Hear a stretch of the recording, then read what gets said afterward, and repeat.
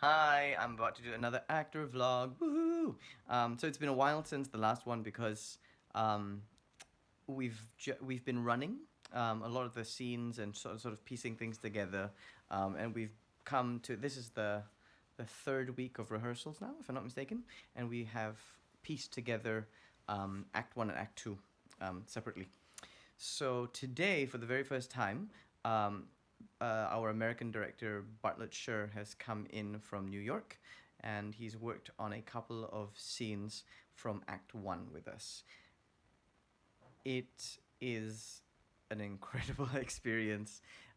So we've been working the past 2.5 weeks with the associate director David, who from the UK, and he's basically taken us through the entire play and given us blocking notes and some intention notes and stuff. And just preparing us. So yesterday, at the end of rehearsals, he says, "Okay, so Bart's coming tomorrow.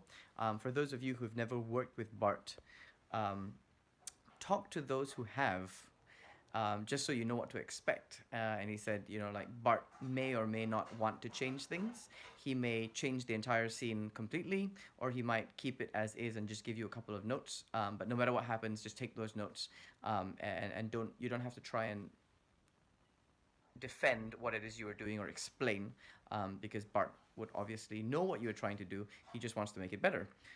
So with that in mind, when Bart came in, I was very aware of like, okay, what's he going to change? What's he not going to do?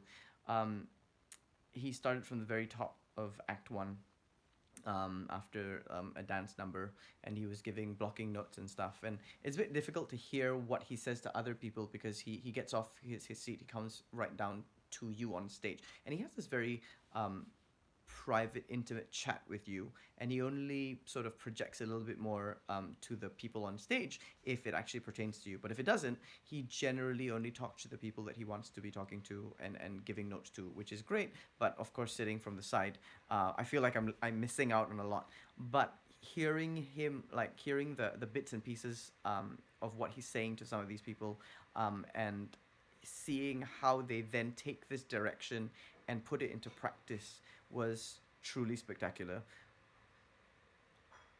We're working with people with years and years and years of experience, with Annalene and Jose. And so they take the direction, and they're able to sort of make it work almost immediately.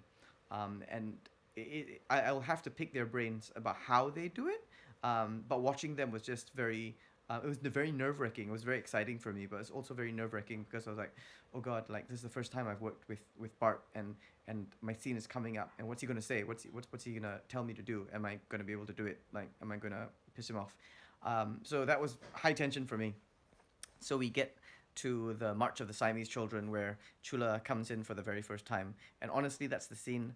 I have zero lines, but that's the scene that holds the most like fear for me. So I do the scene. The kids are there, and they're doing the scene, and he gives like really specific notes. To like, there's a boy who drops his book, and he's like, "Okay, I want you to drop the book in this way." And I'm like, and he gives the boy like look at how I'm holding the book, and like and he wants it to look a certain way. And I was like, wow, like you know to want the book to drop in a certain way is quite crazy to me. But immediately the boy does it, and it looks great, you know. And he's changed. He's made very clear changes to intention. He either changes the intention or he gives you a bit more context to what you're doing, tells you to go a bit further with what you're trying to do and what you're trying to achieve. And that to me is he's a very sharp, very quick director. Um, in my very first experience with directing back home in Malaysia when I was in college, um, Melissa Teo was directing Equus, and she said something along the lines of, directing is just taking an actor or actors from beat to beat to beat, and that's all it is. Um, if you take care of that, the play sort of takes care of itself, and it's always stuck with me because it sounded like something very profound, but I've never been able to really like bite sink my teeth into it until today, and I saw it very clearly that Bart would he would watch a scene in its entirety, and then he goes, "All right, great," and he would pick out and goes, oh, "Yeah, don't lose this moment here. Don't lose your moment." And it's just it's not even a line moment. It's just where two characters make eye contact, or a character notices something, and it's I don't know. It's just something so minute, and he catches that, and he goes, "Yeah, that. Don't lose that. That's important." Because subtext, right? Like 90% of what we do is subtext. It's what we don't say. It's what our intention is behind it, which is it's so interesting. So we get to a scene where I actually have to say something, and it's the first time I disagree with my father. Adeline's here. Say hi. Hi. What you got? Yogurt. Oh, nice. Very healthy. So we get to the scene where I am. This is dinner. It's dinner. Okay, right. Anyway, so we get to a scene where I actually have lines, right? And I'm disagreeing with my father, and my father's holding me back from class, and I'm like, oh, I gotta go to class, and he's like, no, sit. I'm like, okay. Um, and the scene progresses that the king asks Chula to recite a proverb that he learned yesterday. So he recites the proverb, a thought for the day, east or west, home is best. And this sets off the king because he's like, home, every day for a month, everything, something about house and my children to be taught, nothing more. Um, and then I go on talking about like how this white woman is teaching us about how the world is a round ball which spins on a stick. I mean, what the hell is that? Everybody knows that it rides on the back of this great turtle that keeps it from running into the stars. And then it goes into this thing where I then ask my father, so which is true, the turtle or the round ball? And my dad turns around and goes, yeah, the round ball, I think. And this sort of like sets the edges of my world cracking. And it's like, wait. I thought the turtle. Didn't we just agree that we both know that what's happening, And the king is unsure, and it's a trickle down effect, right? That this king who is he's God chosen and is so clever and is so wise, is seen to be not as infallible as you previously thought. He isn't all knowing anymore, and that sort of elicits an almost violent reaction from this teenager who's built his entire life around, like, yeah, the king knows everything. So that's been my intention so far. Bart comes in and he goes, all right, great. I think you can be more of a fire starter with that line. You know that from the very moment you mention house, that this is going to set off your dad, and you're like, yeah, you planned for this to happen, and now that he's angry, I'm going to tell you, you know what else she told me yesterday? She also told me that the world is a round ball that spins on a stick. I mean, how crazy is that? And again, the king gets more flustered, and I'm like, yeah, so which is true, dad? You tell her. And he turns around and goes, yeah, it's the round ball, I think. And then that gives the motivation for Chula to then lose his shit. And it's great. Like, so that has been how I've been playing it. But to be given that freedom and that very definitive direction, that this is going to piss him off, that this is happening, and it sort of makes a lot of sense because obviously Chula doesn't approve of Anna. He doesn't like the idea of this Westerner coming and telling us these fanciful stories, because to him it's a load of horse shit. And it's a very interesting journey. And hearing, I don't know, to me, like, the mark that sets Bart apart from any director that I've previously worked with is that he's straddled that line of giving just enough direction that I know where I'm going, but and context to what it is I'm feeling, and but he's given me the freedom to creatively achieve what he wants as a director. um, and I mean, I still consider myself, I wouldn't consider myself an experienced actor. I'm still quite young, and I have a lot to learn. And being given that freedom to work within such a certain bound, like it's a freedom with boundaries, right? And being given that opportunity is very empowering for me, because then I know like this is my limits, or this is sort of what he wants me to do, and he wants me to give more. And being given that thumbs up, that approval to, yes, go for it, do that, and stuff, is that's really good for me. I think that was very freeing for me, to have a box, that not a box, but have the, like, this is the region of what we're doing, let's go with it and stuff. And it's just, it's so hard to put into words.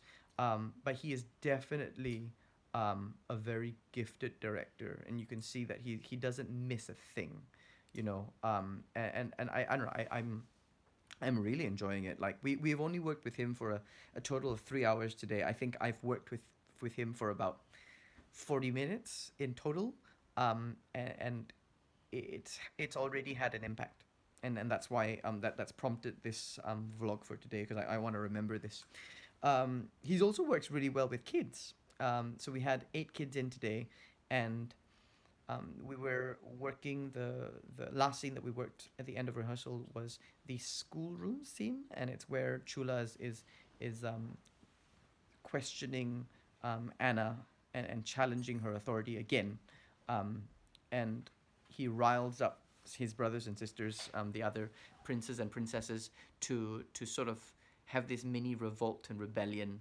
And it's very childlike, and you know, like, God knows I've done that in school before. So it was really cute to see him work with the kids, because obviously directing adults and directing kids, it's quite a different ball game. I think the vocabulary that an actor uses as a child versus as an adult is very different. And hearing him talk to the kids and stuff, he straddles that line of not being patronizing, or condescending, but using just the right words and just the right descriptions to elicit the reactions that he wants. And again, it's taking us from beat to beat to beat, saying that, okay, we need to build up in this, we need to ramp it up, yeah, like it needs to get fast in this section.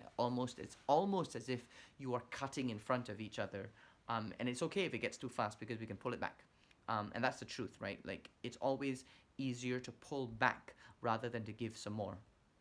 And he was able to do that in a really short amount of time. And of course, these kids are very talented, and they've done the show before, well, some of them, and they took to it very, very quickly.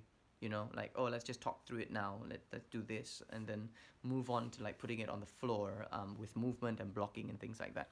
And it was great to see. And it's really improved the scenes, and it's what's most impressive to me is that it was a scene that we've done a dozen times.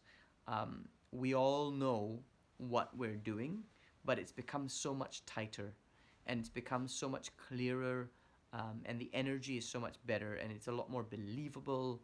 And yeah, all this from, again, I worked with the kids and with Bart for, I think for that scene we did maybe about 20 minutes to half an hour of that. And it's great, it's fantastic. Um, One of the most surprising things for me is that, so my experience with musical theater directors in Malaysia is that most of the directing happens during scenes, um, not so much during songs. So during the song, I get a lot of blocking notes, either from the director or the choreographer, and vocal notes from the vocal director or the music director. Um, but very rarely, if ever, has the director changed something about the way I was presenting a song. Um, and I haven't done a song with Bart yet, but he changed something with Anna Lean today, and it was "Hello, Young Lovers." And again, I was too far away to have the entire exchange, but from the glimpses of or the snatchings of whatever I heard, it was like, okay, we're getting. He said, we're getting too much into the musical theater. Don't smile, and that was it. Don't smile, And then he said something else that I couldn't hear, and that completely changed the way Annalene approach the song, and it had so much more um, gravitas, and it was so much like the the wistfulness and the mournfulness and the romance of the song all swirled together into one, and it became a completely new performance.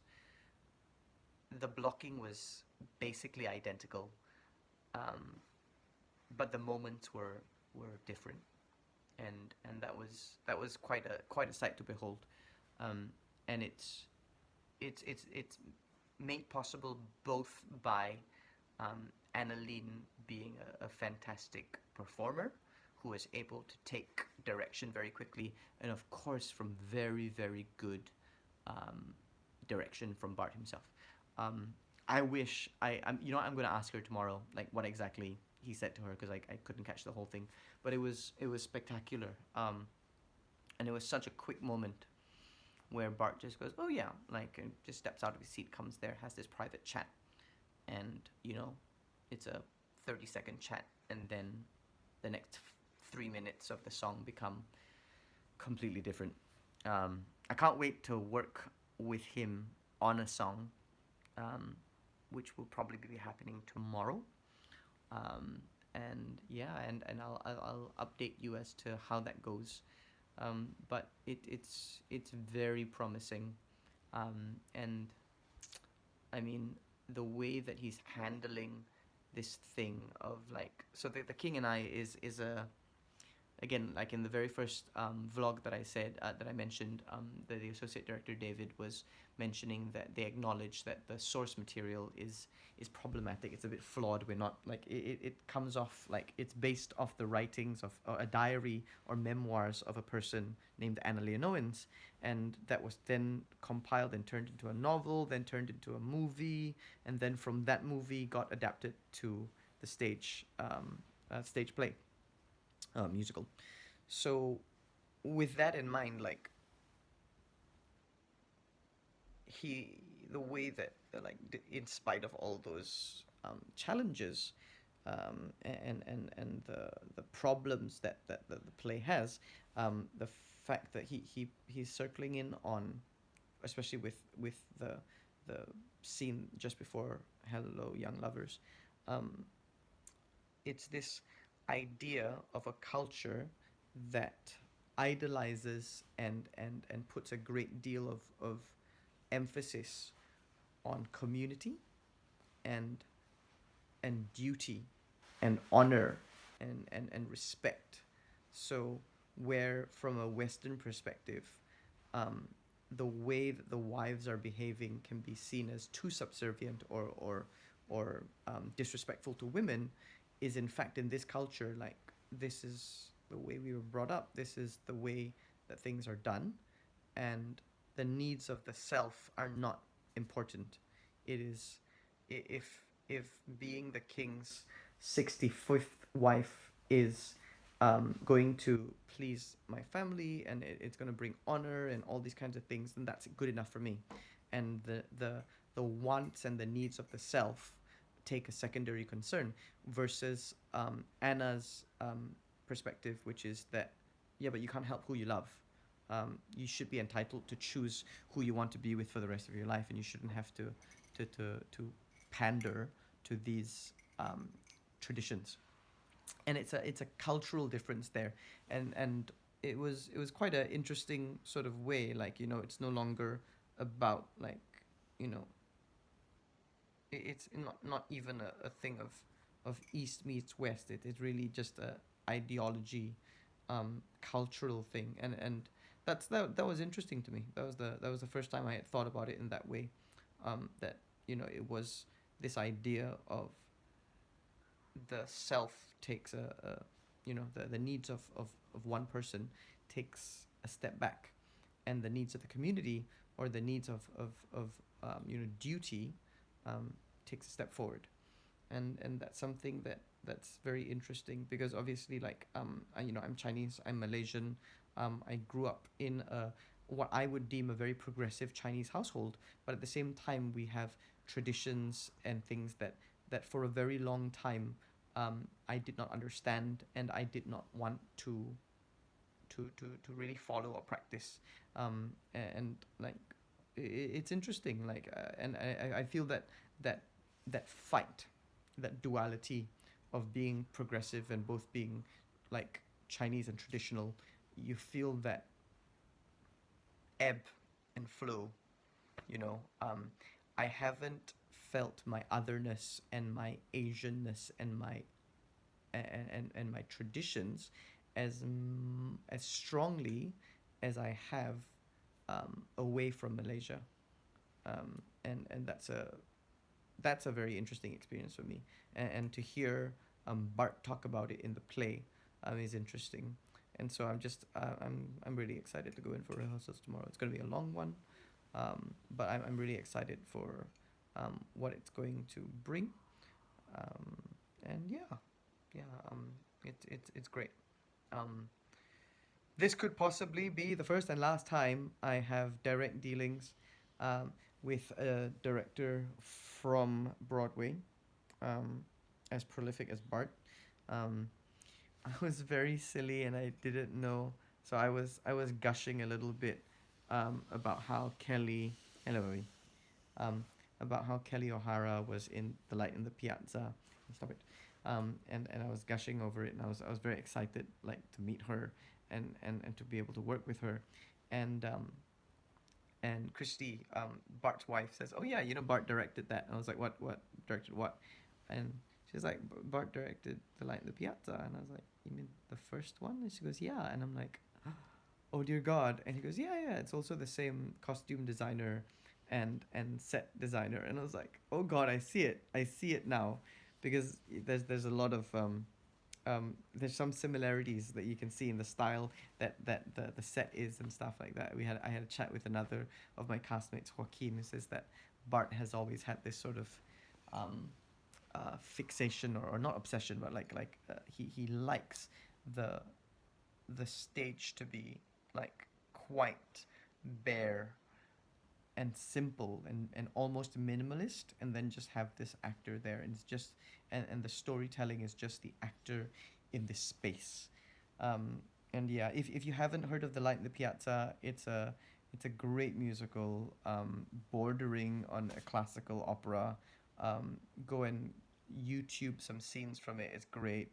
And then if you YouTube some scenes of the King and I production, the one with Ken Watanabe and Kelly O'Hara, there are scenes from it on YouTube. Um, you will definitely see some similarities in staging and things like that, and it's great. And I feel so stupid that I didn't know that you directed Bo.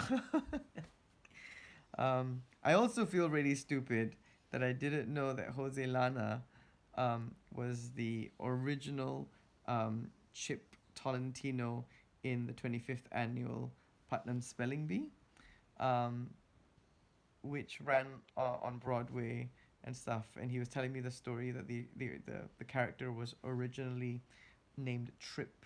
Trip what, Mummy?